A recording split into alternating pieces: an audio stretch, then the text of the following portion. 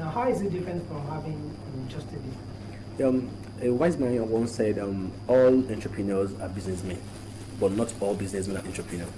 Because when you're an entrepreneur, you want to create values, you want to impact life, you want to build doors where there are no doors, you want to go after risk. But if you're in the business, you're just after the money's sake, just for the profit's sake. An entrepreneur has other things he or she needs to put their mind into. So that's the difference between an entrepreneur and a businessman. Now, what can we refer to as a startup idea? Okay, before you can say you're an entrepreneur, you need to have an idea, or let's say something that you've been thinking about, something that you've been imagining, a question you needed an answer for, series of things that has been coming to your mind. So that is the idea stage. So for you to say you want to start up a business, that means you must have been nursing that idea for months, for years, for no matter how long it could be. So it might be a problem within your vicinity, it might be a problem within your state, or even within the nation at large. So you finding answers to this question means you are looking for an idea that can turn out to be a profit for you. So before you now say you want to have a business or you want to have a product push out to the market, you need to do what we call a prototype. It's a sample where people will now give you feedback of what they think. Yes. So okay, do just a prototype of the product or the services, then now go ahead and listen to what people will say about it. Their attitude, their behaviors about it now make you sit down and go back to the drawing table and now make creation of a new product. Okay. Now, what are some of the basics an entrepreneur should know before even starting a business at all? As an entrepreneur, you need more than thinking. So you must have a burning desire. Like, this is what I want to do. And then you have a passion for it. So there are difference between you having an interest in a business and you having a passion in a business. That's also different between having the passion and you being committed to that business. So part of the things you need to have is you have burning desire, you have a passion for that business, you dedicate and you get committed to it. Another thing you need to put into consideration is, fine, we all believe money is issues and entrepreneurs come across. But sometimes there are businesses you do without even having the cover in your account. So there are ways you could start up a business, then you go ahead with business without you having a lot of capital or having the money put aside to run that business. So as an entrepreneur, you have a passion for that journey you want to go into. That no matter what happens, you will always be in that line. Then your mindset should be a positive mindset. We have to put that mindset. We have the growth and the fixed mindset. So when you have the growth mindset that no matter what comes on this journey, I will always be here. So even if I fail, I will try more harder. But when you have a fixed mindset, you don't want to be challenged. And in business, you have competitors, you have customers feedback, you have customers telling you, pushing you on some things you don't want to hear.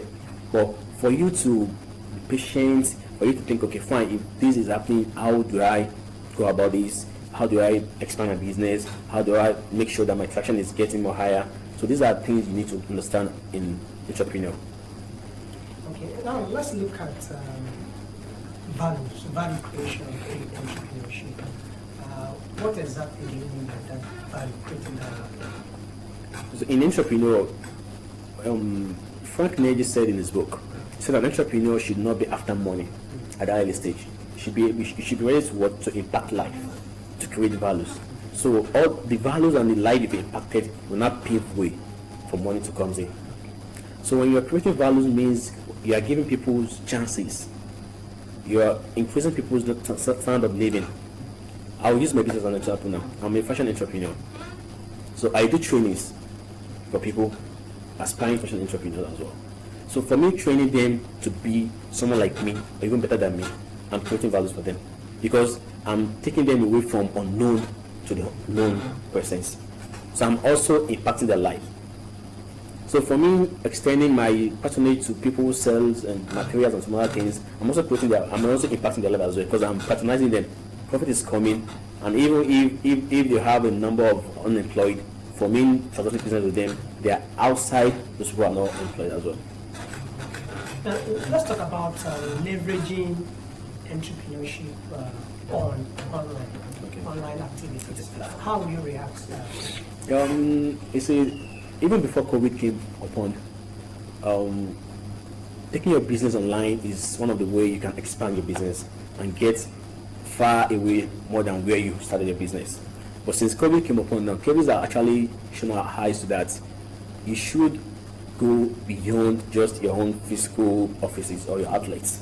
That how do we inculcate technology in your business? So we have series of media platform you can use to like expand, to like reach out to more audience. The use of Facebook ads, Instagram ads, on the Twitter and YouTube and so on.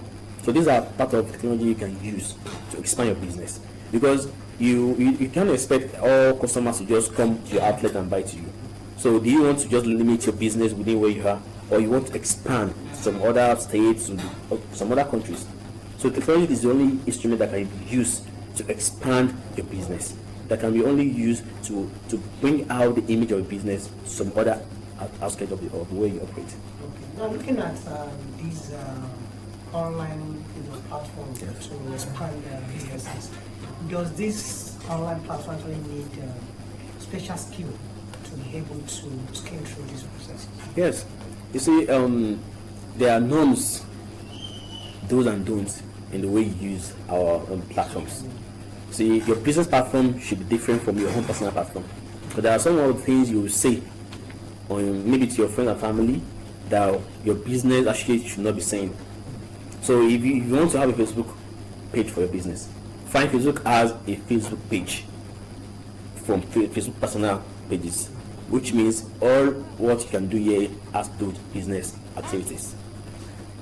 Instagram is meant for fun and some other aspects, but it's as well used for businesses. Twitter is a community, like you need to attach yourself to some set of people that you follow. You create, yes, people that you can learn from. That okay, this is what I'm doing, and you can just build your audience from that space. So all these platforms have their own different audience and their own unique ways of using them. Okay, now let's talk about funding, the major problem of entrepreneurs. Yes. How possible it is for entrepreneurs to access funding in Nigerian context? You see, they say money is the answer to all problems. As an entrepreneur, even when you started that business, you still want money. Even when you are growing, you still want that money. So when you start as an entrepreneur, no matter how many years you spent, you can't do without money. Because even when you are getting your traction, you still need to project. Okay, in so year I want to be here, and money comes in. So there are various ways you can get money as an entrepreneur. There's what we call equity-free grant, which means you can pitch your ideas to potential investors, and they give you money for free. Which I've gotten something like that from South Nigeria. And there is what we call the debit and the equity. The debit has to do with when you borrow money from the bank. But I would say it's not always advisable for a startup or an early entrepreneur to go into borrowing, because you actually don't know the future of where the business is going. So basically, you can use friends, family money, or your personal savings to do that, or equity-free grants. But when you borrow from the bank, it means you've set down your plans very well. In this way, you don't just go after money without you having a business plan. So the business plan tells you the beginning, the middle, and the head of your business. So even if you go to the bank to ask for money, they want to see your business plan. So that's what they will look at, and to say, okay, fine, if you are giving me money, you actually invest in your business. So the equity aspect has to do with when an investor tries to invest in your business. So you should be ready to give part of your business ownership to that investor. So the investor will only come when they know they will get a return from your business. So you also have the venture capitalists. These are people that they want to invest as well in your business. Then their plan is to have a certain amount or percentage of the ownership of the business. We also have the potential investors when grants, or let's say money. This is just like maybe competition sets up. Like, okay, we want to listen to ideas, want to listen to business, and we want to like give you money, and along the line we join you on how we can expand those businesses. So there are a series of ways entrepreneurs can get money. Now I think the state government and the federal government are trying to like see how they can assist. Currently, I think the survival fund is out there. People are actually applying for. The Facebook grant was, I think the application closed last month. So before you can even say you want to go for front, you need to belong to a network of entrepreneurs, or let's say to a platform. These are the places opportunities will come to you. Because if they can say, okay, there's a certain amount of money out there, if you are not in any group or anywhere you can hear about that, the money will just be there. Lack of industry is there, there are money for entrepreneurs, lack of agriculture is there, the CPN. So there are series of opportunities an entrepreneur can get if you belong to a network, you put your head out for those opportunities. Now, let me ask you, how important is registering your business with the Corporate Affairs Commission in terms of accessing funds in Nigeria? Everybody can go into business, but it takes an entrepreneur to know the journey of that entrepreneur. So for you saying you want to register your business, it means you actually know what you are doing. Fine, you registering your business means you want to have a business name. You want to have a unique profile for yourself, which means nobody else can use that name. So if you say you want to use Aniq now, Aniq has been registered with the CAC, so nobody can use Aniq. Get? So you going to the CAC means you actually want to be well known. So for any benefits coming from the state government, for the federal government, or from any private sectors, they will ask you, are you registered? So they actually want to know your commitment and your level of readiness to that business you want to do.